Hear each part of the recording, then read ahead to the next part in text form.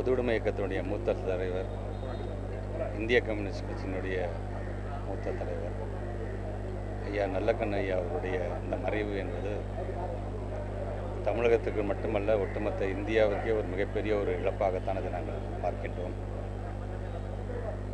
யாரும் வெறுக்காத ஒரு மனிதர், யாரும் மறுக்காத உழைப்பு என்று உச்சத்தில் வைத்து கொண்டாடக்கூடிய ஒரு விடுதலை போராட்ட வீரர் என்று கூட சொல்லலாம்.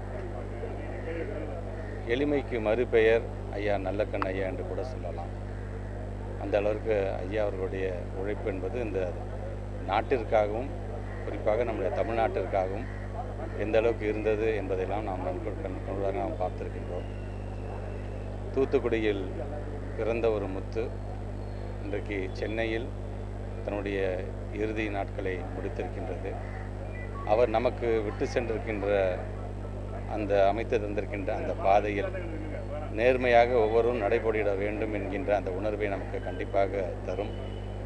அந்த விதத்தில் ஐயா அவர்கள் நமக்கு அமைத்து தந்த பாதையில் தொடர்ந்து நாம் பயணித்து இந்த தமிழ்நாட்டு மக்களுக்காகவும் இந்திய நாட்டிற்காகவும் உழைப்பதை நம்முடைய குறிக்கோளாக நாம் கொள்ள வேண்டும் என்கின்ற உறுதியேற்கக்கூடிய நாளாகவும் இந்த நாள் அமைந்திட வேண்டும். அவரை இழந்து வாடுகின்ற அவருடைய குடும்ப உறுப்பினர்களாக இருந்தாலும் சரி, இந்திய கம்யூனிஸ்ட் கட்சியை சார்ந்திருக்கின்ற தோழர்கள் ஒவ்வொருவர்களுக்கும் என்னுடைய ஆழ்ந்த இரங்கலை நான் தெரிவித்துள்ளேன்.